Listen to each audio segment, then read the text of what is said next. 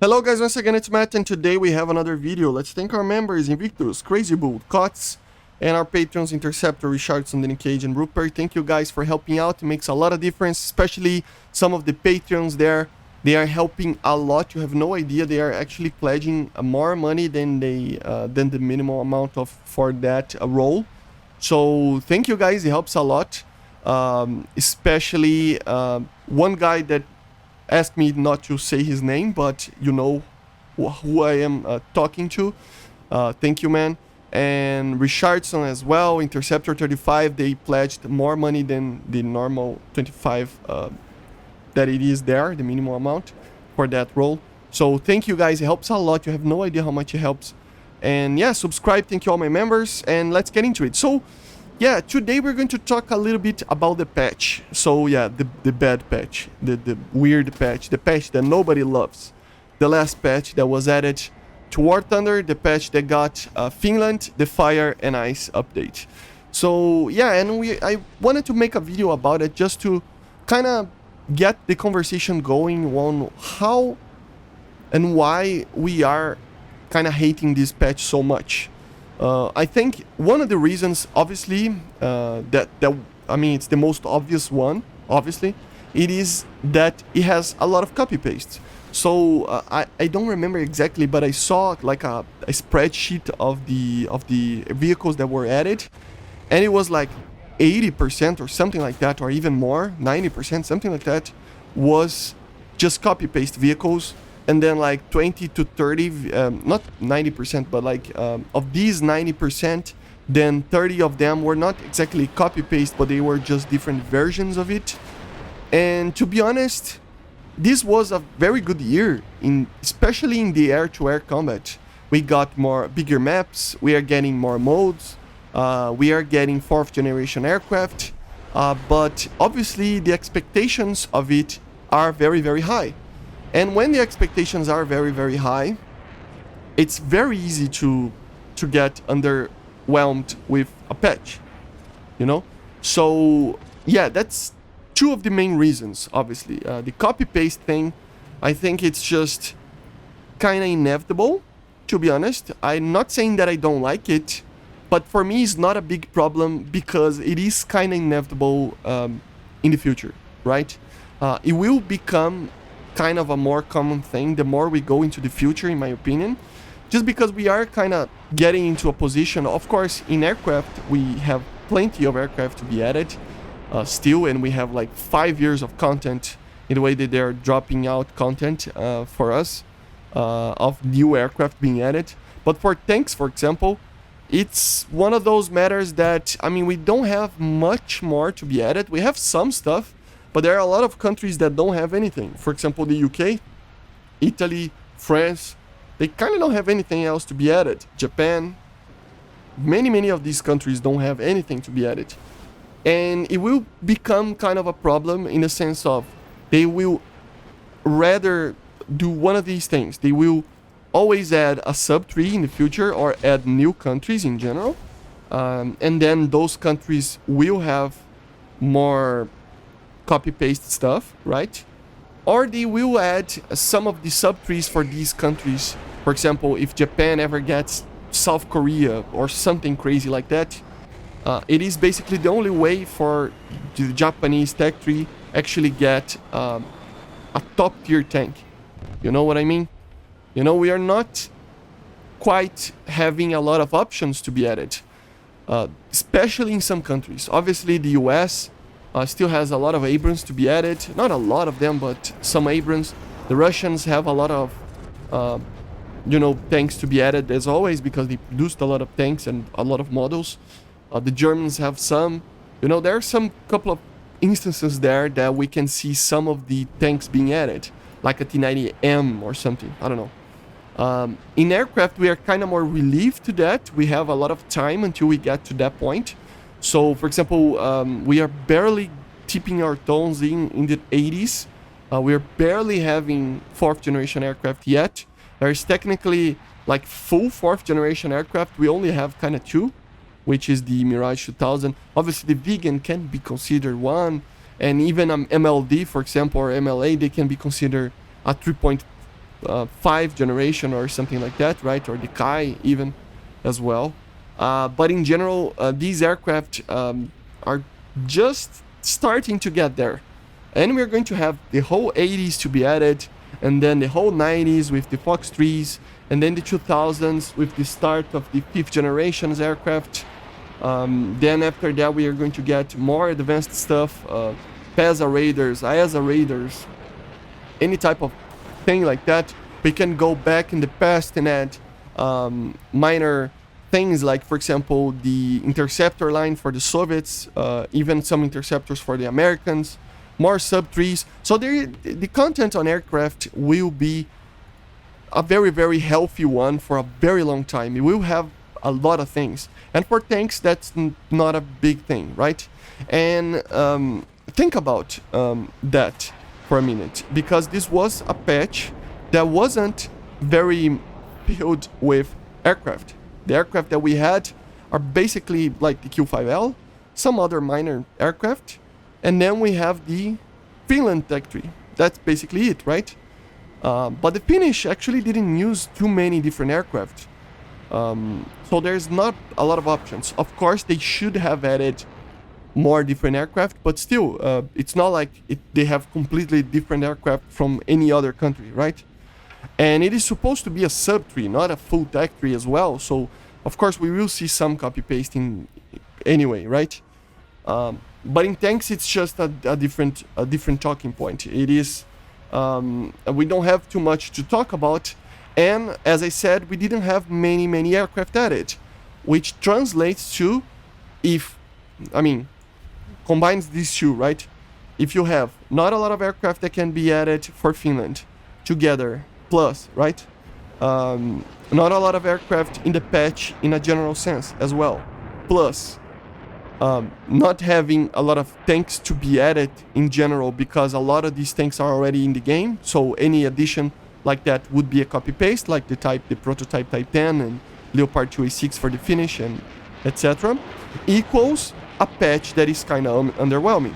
So it's not something out of the ordinary, it's just that they kind of chose a weird path. And I admit, I thought it was a completely bad patch. I think the idea of the Finnish Tech Tree was a very good one. It's just that obviously we wanted more, right? We wanted more Finnish stuff, or at least less copy-paste stuff and more their own design of Finnish stuff. And at least one more 4th generation aircraft, right? Or something like that. I mean, we didn't have basically nothing new.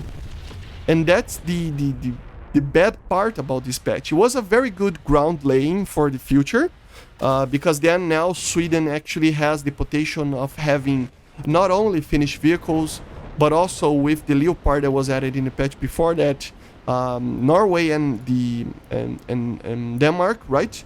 So it kind of opens up the Pandora box for Sweden to get a lot of stuff. It lays down a very good road for the Tech Tree, right? Especially because we're probably not going to see the Gripen anytime soon, and probably not going to see the vegan, a more advanced vegan as well. So for at least for aircraft top tier, it's basically the only way for Sweden to actually get more stuff, right? So yeah, it's a weird thing that happened. I was just expecting, and I think most of us were expecting a little bit more, right? In the sense of at least 4th gen aircraft, or at least something more new. Even the Q5, that it is a very welcomed aircraft, right? It is an aircraft that was lacking a little bit, because it didn't have any flares, didn't have any missiles, and apparently it should have, right? So yeah, I mean, and it was bugged. The together with the Harrier for a while, it was bugged, and it is still kind of is bugged a little bit. So it has many weird things happening with this patch, which is kind of an odd one, because for a marketing point of view, I mean, we should have gotten one of the best patches of the year, right? We had the 10th anniversary.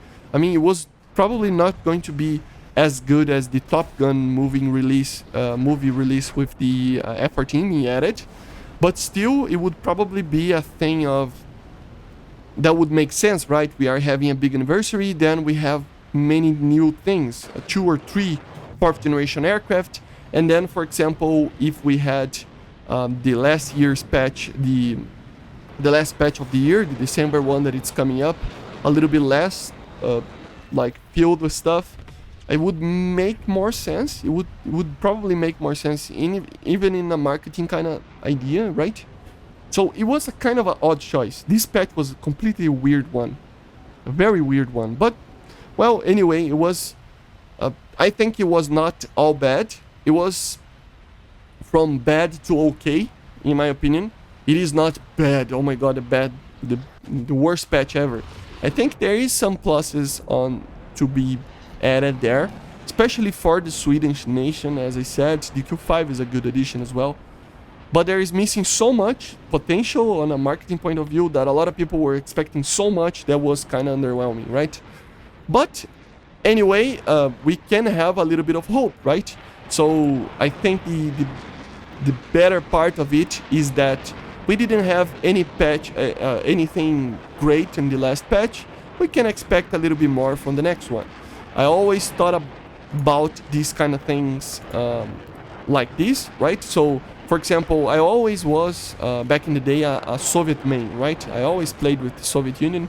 I never played too much with other nations. I just wanted my MiGs, and I love the MiGs, and yeah, that's it, right? But then, when a patch came that an American aircraft, for example, that I knew it was a counter for a specific aircraft that I like to fly, was added, I was kind of happy. Not only because we had counters to it, to an aircraft that I was already flying, so it's another challenge to actually fly against.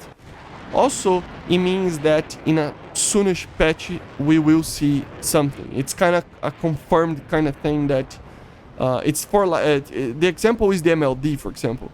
The MLD was added, and then look how many aircraft... not on the amount of aircraft, but look on the aircraft that the US got after the MLD was added. So the M was added, and then it was kind of bad at first. A lot of people hated the aircraft, the MiG-23M, right? And then the MLD was added to actually compete with the top tiers of the game. And then they added the F4J, which is already an amazing aircraft. It was a very, very fun aircraft to fly. And then after that, the F-14. So it's the same principle, right? If something is added to the other country that you normally don't play with, and it is a counter to your aircraft that you're flying, be happy, because probably in the next patch or so, or in the soonish future, you will get stuff. And that kind of idea, I was trying to apply it here with these patches. So we had kind of a weird patch last month, right? But then we're probably going to see a very good patch at the end of the year, right? If not, a lot of people will riot, including myself a little bit, because there are some changes that need to be made, and of course we want to go forward into the future, and also because it is hard to find topics to talk about when there is literally nothing to talk about in the game, because the game is just existing. So that kind of F's a little bit of my income, and I need to pay some bills, so I need to pay bills of the house and stuff like that. So it becomes kind of a problem even for me as a content creator, right? Because there's basically nothing to talk about. You can see the parallel with the video ideas that I'm using for the past 2 weeks. It's basically all over the place because I'm trying to just focus on any ideas that can call a little bit of attention for the channel, right? So yeah, it's kind of like after the storm kind of passed and you are just sitting on the water, right? And then you see the other storm coming, but there's nothing you can do. You have to just wait. So yeah, that's basically kind of it for a content creator as myself, doing a lot of videos as I do, right? So yeah, but yeah, I was frustrated, but there's a little bit of good on the patch. But the main thing is to be at least a little bit hopeful to see a good patch on 2 weeks time, I think 3 weeks time probably, around mid-December, and around a week from now we will probably see the first devlogs. So yeah, let me know in the comments. I know you guys are going to hate the patch and talk trash about the patch, but feel free to do so. I read every comment. Sometimes I don't have the time to actually respond every single one of them, but I normally read every single one of them. So leave it in the comments what you thought about the patch, and if you are hopeful about the next patch. Should have something good, right? 4th generation, please. So yeah. I see you guys on the next one, and bye guys, subscribe. Bye.